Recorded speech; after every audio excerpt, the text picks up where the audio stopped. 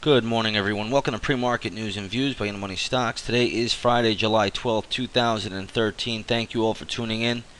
Let's jump right into the charts here. We're going to start off with the usual S&P 500 E-mini futures. You're going to see that the futures are basically trading flat today. They're down about 50 cents at the moment to around 1669.50 per contract. A few minutes ago, they were a little bit higher, positive by a point or so. It looks like the producer price index was just released. It looks like it came in positive by 0.8%. That's the largest increase since September. So I don't know if we're going to make much out of the news. Market really doesn't care about economic news anymore. It cares about money printing by the central banks. That's all it's cared about for the past 4 years, and that's all it will continue to care about. So a little downtick, but we're not going to make too much out of this. Now, the big news today, obviously, is the reporting from JPMorgan and Wells Fargo. Let's start off with the real Bank of America here, JPMorgan.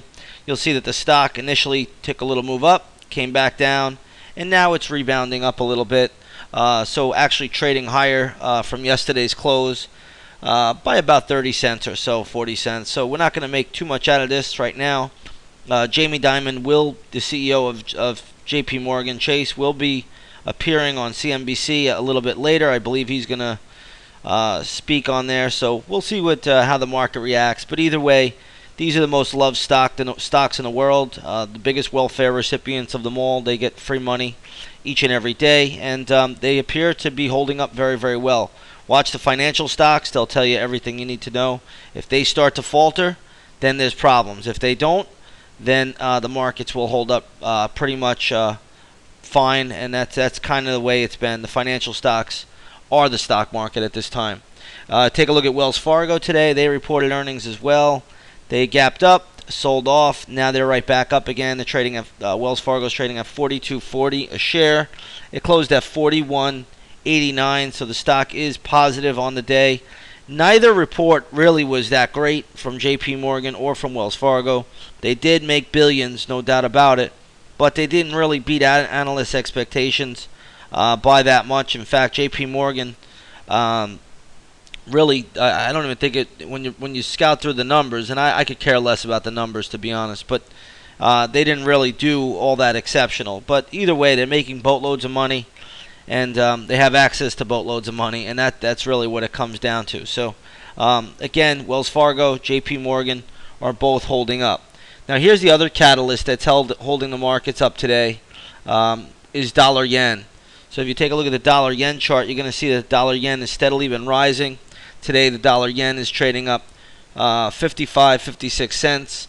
So that means the dollar is strengthening against the Japanese yen. If the dollar starts to fall, meaning decline against the Japanese yen, that could hurt the carry trade, and that could hurt the stock market. That's really what it comes down to.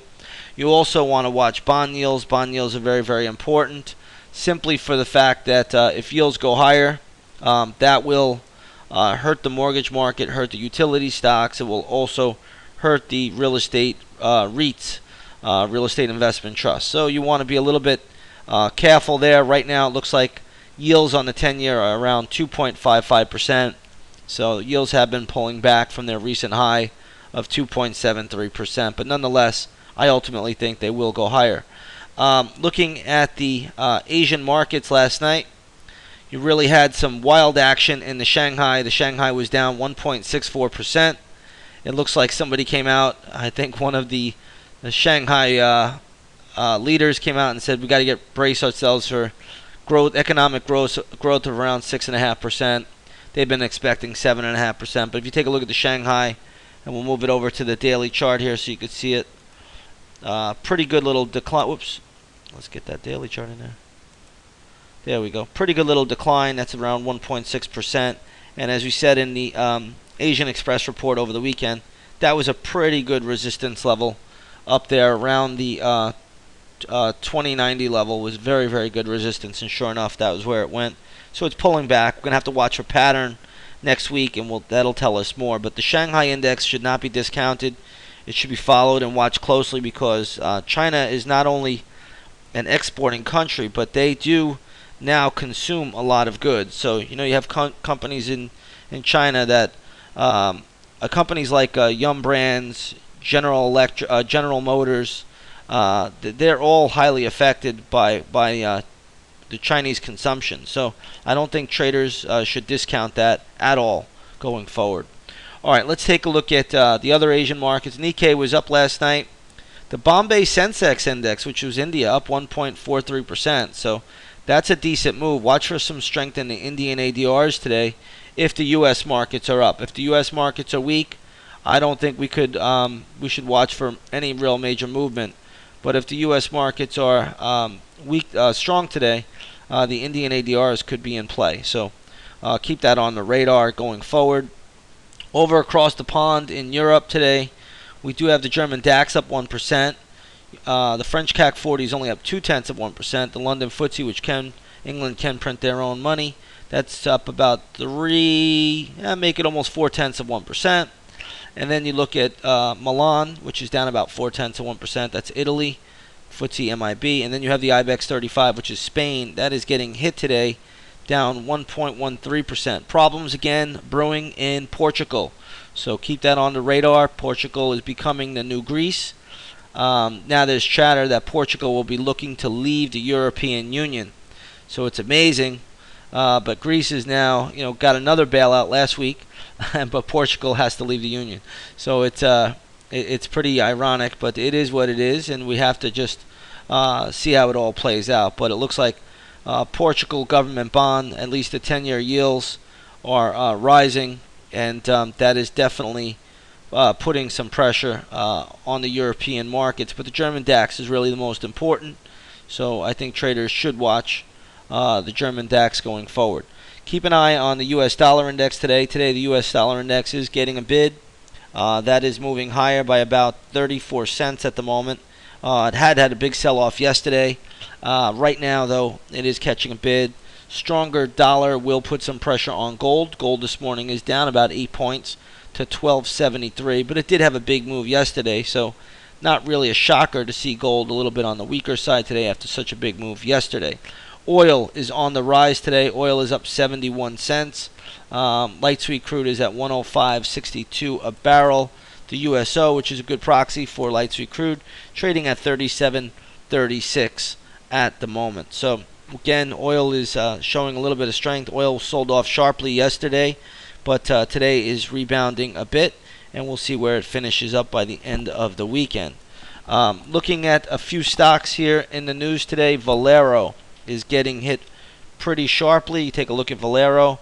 Stock is down quite a bit, although it is off of its lows. I'll have a gap level for Valero today. We'll see if it gets there. That'll be posted in the chat room around 9 a.m. So if anybody wants the gap level on Valero, that will be posted around 9 a.m. Looks like there was a takeover, I believe a buyout today. Spectrum Communications is being bought out by a Chinese firm. So this one do not look to play at all this morning. I'll give you the ticker there. What is that ticker? Oh, SPRD. There it is. Okay, so this is a takeover. You do not want to buy it. You don't want to short it. Just leave it alone. Let it play out. It's a takeover. Okay, so a lot of times I'll get a lot of emails from people saying, "Hey, Nick, what happened with this stock? How come you weren't looking to short it or anything like that?" And I'll say, "Hey, that was a takeover. There's just no play there.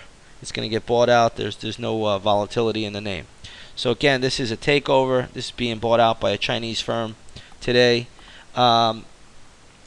We also have a little bit more news, I believe, in Radio Shack. I don't know, if we want to do much with this one, but RSH is a takeover candidate. Stock's down to $2.63. There's nothing that I will be doing with the stock, but rumor is that it is a takeover candidate. It's either that or, most likely they'll go bankrupt, but one or the other.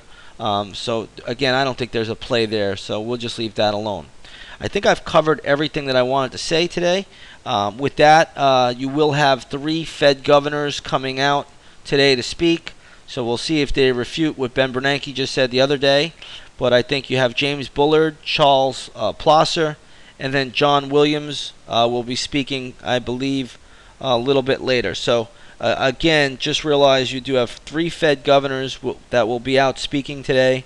You just can't calm the Fed down. They're out there voicing their opinions, but I don't know if it will move the market. I think Ben Bernanke has pretty much said what he said, and we'll see how it all plays out and shakes out going forward. With that, everybody, I want to wish you all a great trading day, and we'll see you on the charts. Take care now.